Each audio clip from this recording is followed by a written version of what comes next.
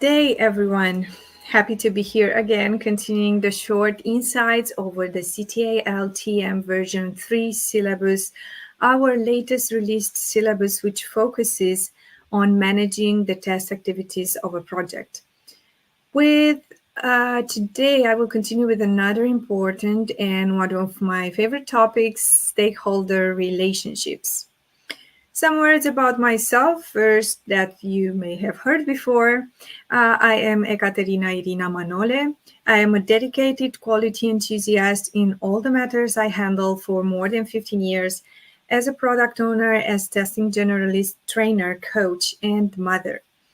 Focusing on people and processes in both strategic and operational management perspectives, I've provided valuable business consultancy to various international clients from smaller to larger scale projects, seeking to enhance their process maturity for product delivery. For people, I am dedicating time for coaching, guiding people in their career development, or for finding best career matches, but also guiding them through life coaching. I consider I'm contributing to the world through my conscious actions and inactions, being convinced that the more you know about your people, the better you will run your business. Having a vast experience in both sequential and agile SDLCs and being constantly at pace with emerging subjects in the interest matters, as an experienced consultant, I am dedicated to continuous learning and improving people's lives and businesses altogether. Today, I'll be presenting on a critical aspect of test management, stakeholder relationships. The following explanations currently is not part of the introduction of the section, stakeholder relationships, of the syllabus, and describes only the intention of this section. In advanced level test management, stakeholder relationships are crucial for ensuring the success of testing activities. And here are some key stakeholder relationships to consider. Project managers, for example, collaborate closely to align testing activities with project timelines and objectives.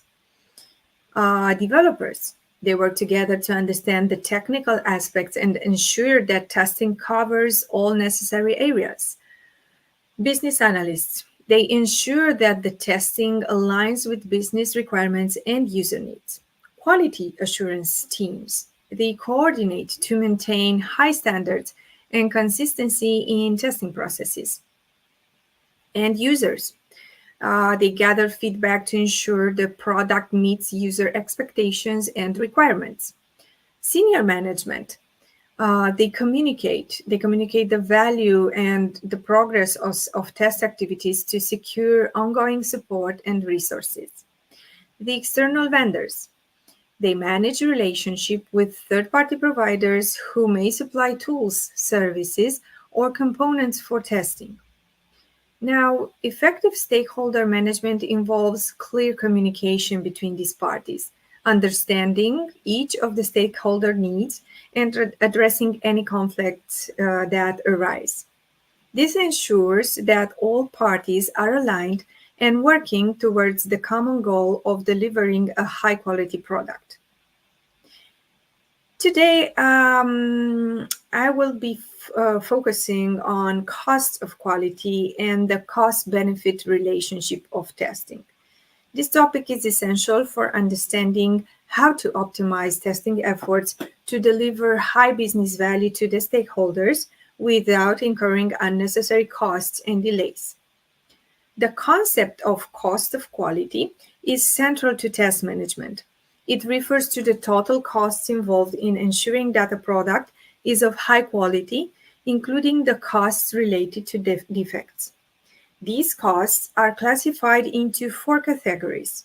Defect prevention costs. These are the costs associated with proactive measures to prevent defects from occurring. Examples would be training developers or early review of requirements and improving communication within the team. Second would be appraisal costs. These costs are related to detecting defects before the product is released. Here we can include costs for static and dynamic testing, as well as review processes. Third would be internal failure costs. These are costs incurred when defects are found and fixed before the product is released. These would go for costs of rework, additional testing, and providing temporary workarounds. Fourth would be external failure costs. These are the most expensive costs incurred when defects are found after the product has been released. They can include lost revenue, legal costs, damage to the company's reputation, and even impacts on health or safety. The goal of test management is to minimize external failure costs by investing adequately in defect prevention and appraisal activities. Testing adds value to a project by reducing the risk of delivering a defective product, but it also involves costs. And the cost-benefit relationship of testing helps balancing these factors. Qualitative benefits of testing are the ones that refer to improving reputation for quality, smoother releases, or um, having increased confidence in the product from the users, legal protection, and reduced risk of severe failures. When we mention quantitative benefits of testing, we refer to number of defects found and fixed before release, cost savings from preventing defects, information provided to stakeholders to make informed decisions about going live with known defects. A crucial concept here is the cost of quality per defect, which calculates the savings achieved by preventing a defect from reaching production. This is done by comparing the external failure costs, which would be the costs after release, with the combined costs of defect prevention, appraisal, and internal failure. For example, if the cost of fixing a defect after release is $400, but the cost of detecting and fixing it earlier, including the prevention, appraisal, and internal failure costs, is only $700, then the average savings per defect is $3,300. In the picture, we can see Boeing's curve illustrating how the cost of fixing defects increases the later they are discovered in the software development lifecycle. Therefore, it's more cost-effective to identify and address defects early in the development process. The cost-benefit relationship of testing, it's defined and it's better defined when using risk-based testing, area which is also presented in section 1.3 of the syllabus. Risk-based testing is a strategy that aligns the level of testing effort with the risk associated with potential defects. The idea is to focus more resources on testing high-risk areas of the product, ensuring that the testing effort is both effective and efficient. Too much testing can lead to excessive costs without proportional benefits in risk reduction. Too little testing can result in missed defects, leading to higher costs post-release. The test manager's role is to find the optimal balance between these extremes and to communicate the value of this approach to stakeholders, ensuring that the testing strategy aligns with the overall business goals. Having this said, I would like to have a look together at a short scenario, and I've picked up the CCM CXM software industry where I've activated as a product owner in the past years. So let's consider a scenario in the customer communication management and customer experience management software industry, having platforms that are crucial for managing customer interactions and communication across various channels, including email, SMS, and social media. Let's imagine the software, the product, being in the final stage of development. The software integrates with various third-party applications and handles sensitive customer data. For defect prevention costs, the company invests $200 per defect in developer training, ensuring that the code is secure and adheres to best practices.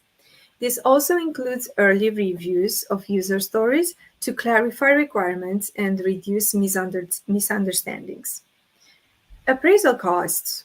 The team spends $600 per defect on thorough testing, including automated security testing and integration testing to ensure that third-party APIs function correctly. Internal failure costs. During testing, the team identifies and fixes defects at a cost of $300 per defect. These defects could cause significant issues if they reach production, such as data breaches or failed integrations. Then we have the external failure costs. If a defect is found after the software goes live, it could cost the company $5,000 per defect. This includes costs related to customer compensation, reputational damage, and potential legal fees. Having these ideas noted, we can calculate the cost benefit. Now, the average savings per defect would mean taking the external failure cost, $5,000, and subtracting out of it the money that are invested by the company, 600 and 300 together. So we will have 4,100 per defect as savings. This example illustrates the high value of early detection in the CCM/CXM context, where customer trust and data security are paramount. By focusing on defect prevention and thorough testing, the company can avoid costly post-release issues that could severely impact customer satisfaction and brand reputation. In this industry, using Boehm's curve is particularly relevant. Early stage testing, so for example, during the design and development phases, is crucial because defects related to customer data handling and third-party integrations become exponentially more costly to fix if found after release. In conclusion, I would say that effective stakeholder relationships are crucial to the success of test management. The CTI-LTM syllabus emphasizes the importance of clear communication and collaboration with all stakeholders to ensure that testing efforts are aligned with business goals and deliver maximum value. By understanding and articulating the cost of quality and the cost-benefit relationship of testing, test managers can build a compelling business case for testing, making it easier to gain stakeholder support and make informed decisions. Ultimately, this alignment between testing and stakeholder expectations contributes to delivering high-quality products on time and within budget, enhancing the overall success of the project. This being said, I've concluded my presentation for this subsection, and I'm ready to take over some questions if there are any.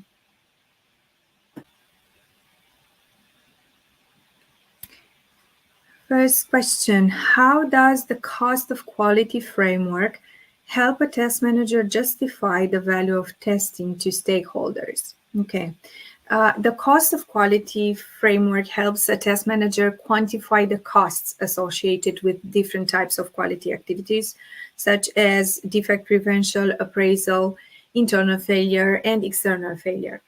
By showing to the stakeholders how much can be saved by preventing defects or catching them early, which means before release, the test manager can demonstrate that the investment in testing is far less than the potential costs of dealing with defects after release.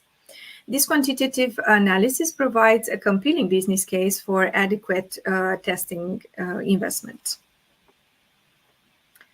Let's see another question. Why is it important to find the right balance between too much and too little testing, and how does risk-based testing help in achieving this balance? Okay. Finding the right balance is critical because too much testing can lead to unnecessary delays and increased costs, while too little testing can result in missed defects, leading to higher post-release costs and potential damage to the product's reputation. Risk-based testing helps achieve this balance by focusing testing efforts on the most critical areas of the product, those with highest risk of failure. This ensures that resources are used efficiently and the most significant risks are mitigated, providing the best return on investment for the testing effort. Hope this clears your question.